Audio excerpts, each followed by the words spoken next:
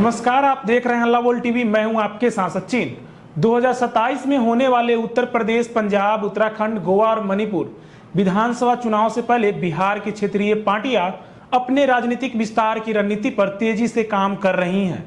लंबे समय तक बिहार की राजनीति तक सीमित रहने वाली पार्टियां अब दूसरे राज्यों में भी अपनी मौजूदगी दर्ज कराने की कोशिश में जुट गई हैं।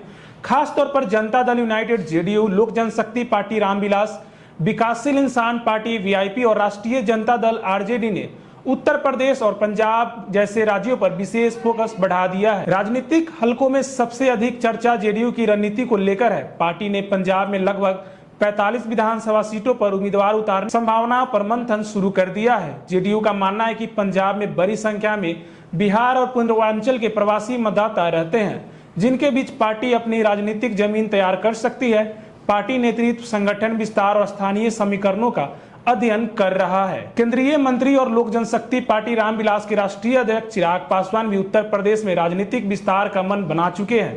पार्टी उत्तर प्रदेश में दलित, पासवान और पूर्वांचल से जुड़े सामाजिक समूहों के बीच अपनी पकड़ मजबूत करने की कोशिश कर रही है। माना जा रहा है कि आने वाले महीनों में एलजेपीआर उत्तर प्रदेश में संगठनात्मक ढांचा मजबूत करने और नए नेताओं को जोड़ने का अभियान तेज कर सकती है। विकासशील इंसान पार्टी वीआईपी के प्रमुख मुकेश सहनी भी काफी समय से उत्तर प्रदेश की राजनीति में सक्रियता बढ़ाने की कोशिश कर रहे हैं। वर्ष 2022 के विधानसभा चुनाव से ही वीआईपी उत्तर प्रदेश में निषाद और मछुआरा समुदाय के बीच राजनीतिक आधार तैयार करने में जुटी हुई है। पार्टी का मानना है कि सामाजिक समीकरणों के आधार पर उसे यूपी में राजनीतिक अवसर मिल सकते हैं। भारतीय राजनीति में क्षेत्रीय दलों का अपना पारंपरिक राज्यों से बेहतर विस्तार अब नया राजनीतिक ट्रेंड बनता जा रहा है। पहले जहां क्षेत्रीय दल आमतौर पर अपने राज्य तक सीमित रहते थे, वहीं अब वे राष्ट्रीय स्तर पर अपनी पहचान बनाने की दिशा में कदम बढ़ा रहे हैं। बिहार की पार्टियां भी इसी रणनीति पर काम कर रही है। जातीय समीकरण, सामाजिक आधार और प्रवासी आबादी के सहारे ये दल दूसरे राज्यों में राजनीतिक संभावनाएं तलाश रहे हैं। जेडीयू पहले भी पूर्वोत्तर राज्यों में अपनी उपलब्धि दर्ज करा चुकी है। कुछ वर्षों में पार्टी के विधायक भी रहे हैं। इसके अलावा दिल्ली और अन्य राज्यों में भी जेडीयू समय समय पर चुनावी मैदान में उतर चुकी है। बिहार की कई पार्टियां पहले से ही दूसरे राज्यों में सीमित लेकिन उल्लेखनीय उपस्थिति रखती हैं। झारखंड में जेडीयू और एलजेपीआर के विधायक रह चुके हैं। वहीं आरजेडी ने केरल में भी अपनी राजनीतिक पहचान बनाई है और वहां संगठनात्मक ढांचा खड़ा किया है। पार्टी ने दक्षिण भारत में भी अपनी मौजूदगी दर्ज कराने की कोशिश की है।